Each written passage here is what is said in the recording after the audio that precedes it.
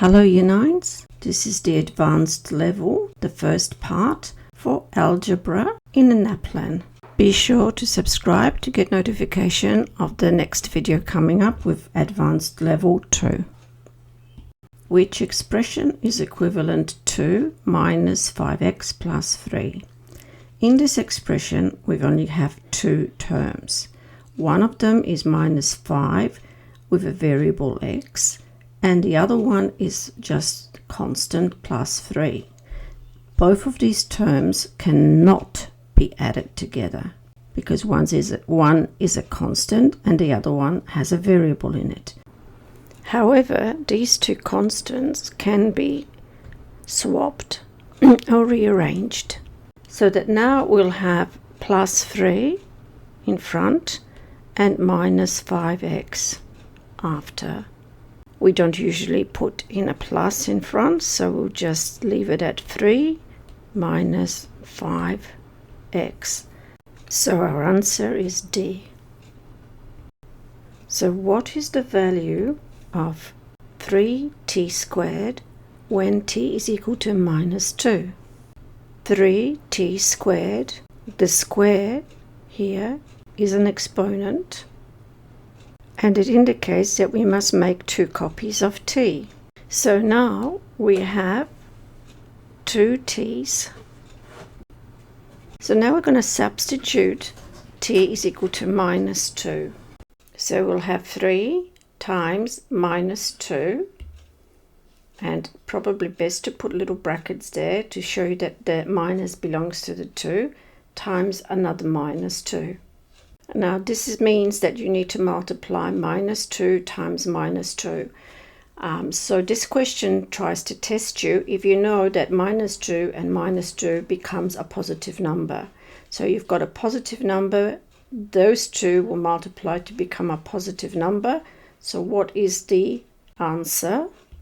So our answer will be 12. Not negative 12, but 12, which is an A. The smallest number in a set of 3 consecutive whole numbers, and I'll underline that, is given a value x. So what is the value of the largest number in a set?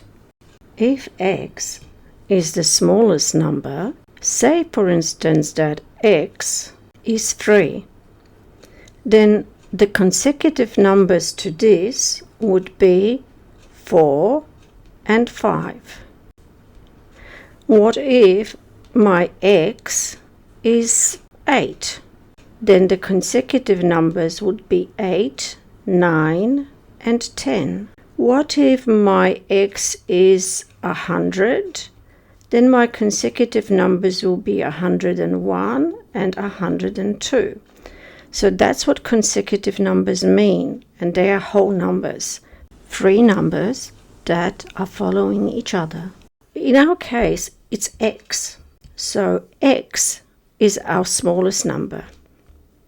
So what would be my next number that would be next to it? It would be x plus 1. And the number after that would be x plus 2. So that means that the largest number in the set would be x plus 2. And we would circle B.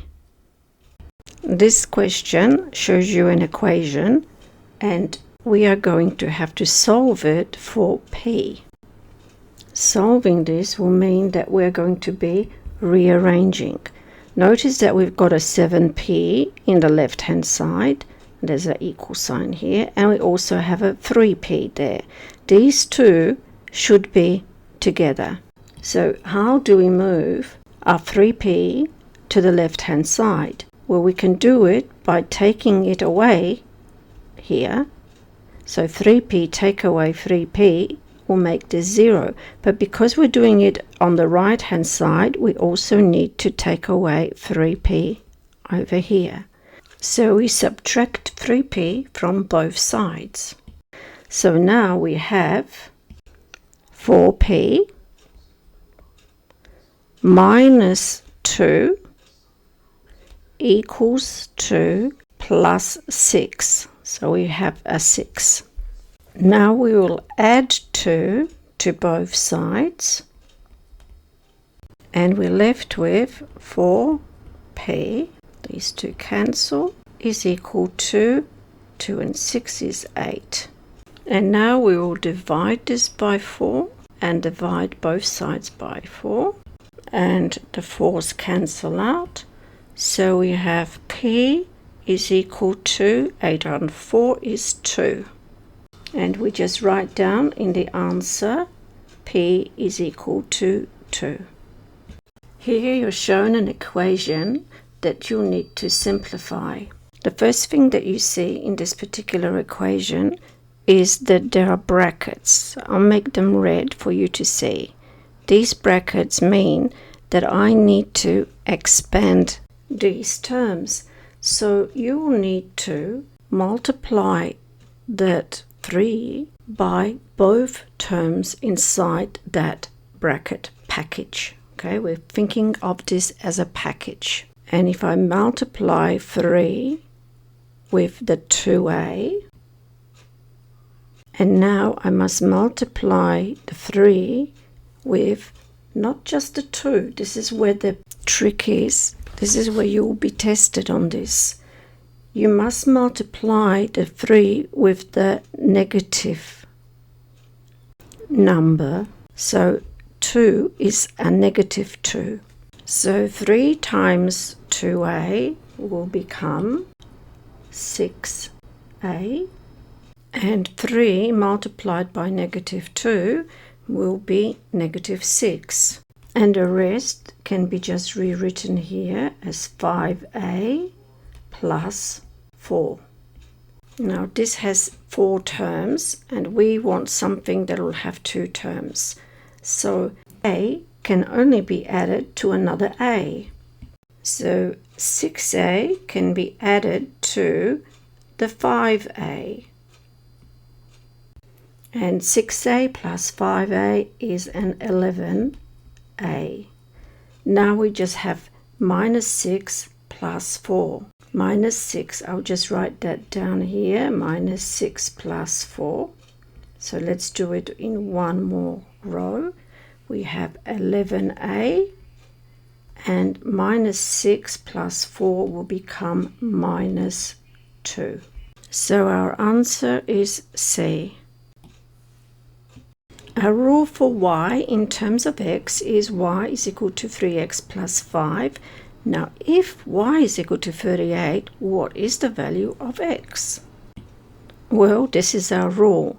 Let's substitute the y is equal to 38 in here for the y. So let's subtract 5 from both sides and we'll get 33 is equal to 3x, and our 5's disappear. Now we will divide both sides by 3. And our 3 cancels out, and 33 divided by 3 is 11. So 11 is equal to x. And we can swap them around and say that x is equal to 11. So our value for x is going to be 11, and we'll write this down. So there are certain situations the inequality here that I've just shown you is true for all values of x between 1 and 12.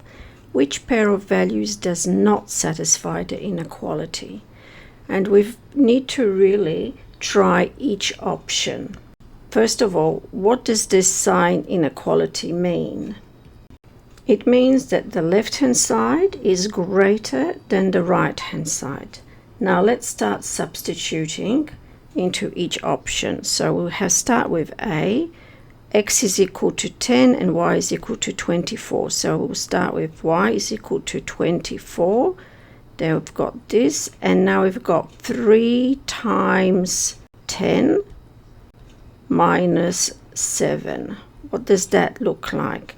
24 is greater than 30, take away 7, which means that 24 is greater than 23. That's true, but we're looking for a pair that does not satisfy the inequality, so this is not the answer. And let's go to option B. Y is equal to 10, which is greater than 3. We substitute 5 for x and we take away 7. So what happens over here? We have 15, take away 7, so that is 10 is greater than 7. Well, that's again true. This is not our answer. I'm going to C, and y is 0, which is greater than 3 times 2, substituting x equals to 2, over 7. 0 is greater than 6, take away 7. 0 is greater than minus 1. Yes, it's also true. That's not our answer. So suspect that the last one is the answer. Let's check. So D, y is equal to 12 is greater than 3 times x is equal to 7 minus 7.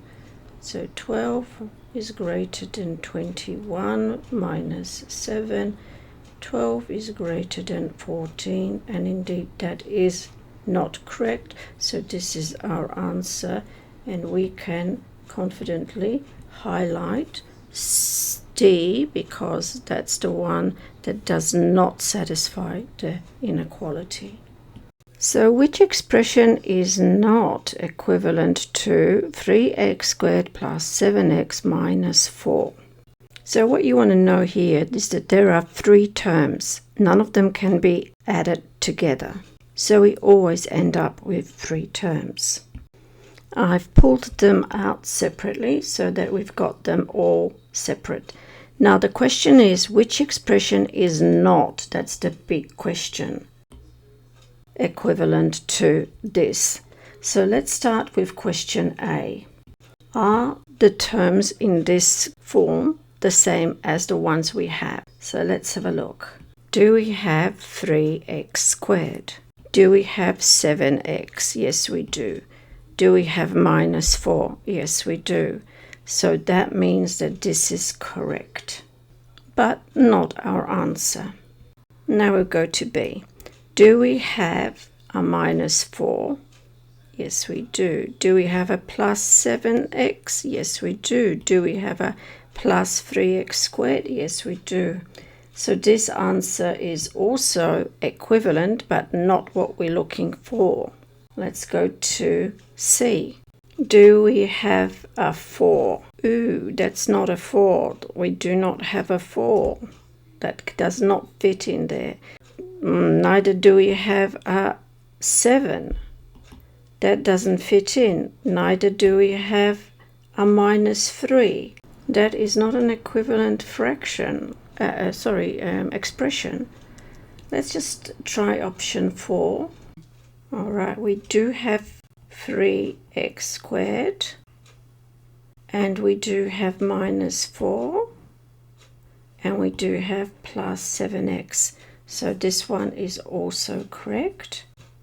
And our answer to this question, that is which expression is not equivalent, means that we are looking for C. So how did you go? I'm about to make the next video on advanced algebra, so make sure you subscribe and you'll be notified of it when it comes.